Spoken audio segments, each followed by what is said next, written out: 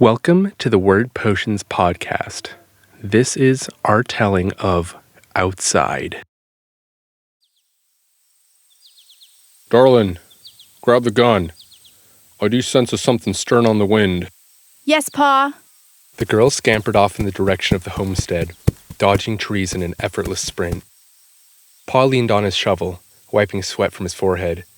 The sun gleamed through the trees and played over the headless body near his feet. After a moment of thought, Pa pulled his revolver out and clicked open the cylinder. All 6 bullets gleamed back at him, nestled in their chambers. This was the 5th time he'd checked. Being outside the village made him nervous. A rustling sound to his left startled Pa.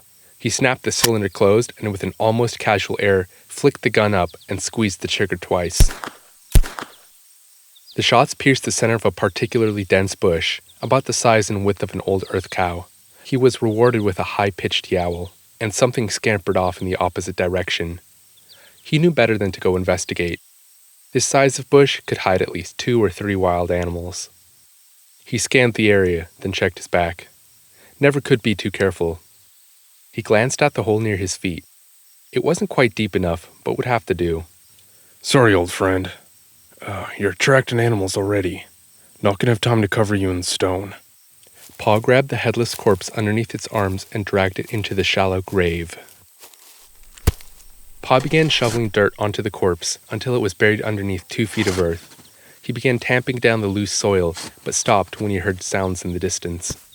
Already, he could hear howls getting closer. I got the gun, Pa. Good girl. 6-shooter's only good for scaring off beasties. What about the stones? We don't have time to do it proper. Animal pack incoming. Darlin paled and glanced around. I reckon we can make it back to the homestead before they arrive. He hefted the gun and ejected the magazine, checking the ammo levels. A dog-like creature jumped out into the clearing 200 meters ahead of them. It prowled back and forth for a moment, sniffing the air, then began charging towards them. Run back to the homestead and tell the others to be ready. I'll slow them down. No, Pa, I can help. Give me the 6-shooter. Nah, I can't lose you two. Already lost Ma. The old man stared into the girl's eyes for a moment. A spark of defiance ignited, then died in her eyes. She nodded, then turned and ran back toward the homestead.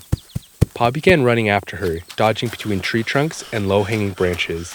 His left leg had been broken the year before, and still didn't function very well, so progress wasn't as fast as he'd like it to be.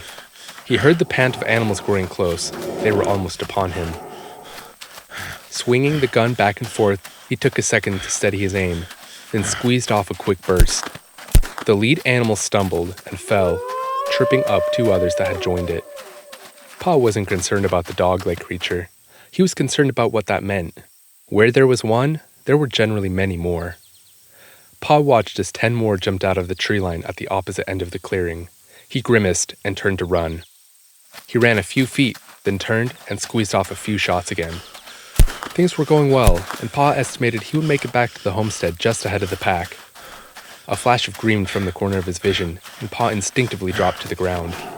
A massive beast sailed over his head, missing him by inches.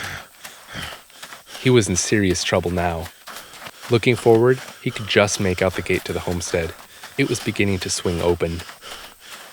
Pa scrambled to his feet and began half running, half limping toward the gate. A tall man stepped out, sporting a fresh scar down half his face. He carried a sawed-off shotgun and began sprinting toward Pa. Back inside! Matriarch! The man's eyes widened as he glanced behind Pa, but he didn't slow. He raised his gun, and Pa dove to the ground just before the gun went off. A snarl came from just behind Pa. He didn't dare look back. He scrambled to his feet, then cleared the last few hundred feet to the scarred man. People began lining up on the wooden palisade, sporting an assortment of old, yet well-maintained weaponry. The men dived inside the gate, Darlin slamming it shut. From above, the deafening sounds of gunfire echoed around the forest. Thanks, Brooka. Would have been dog food without you. Brooka grinned, and the color slowly began to return to his face. If you'll excuse me, sir, I gotta go get a new pair of pants.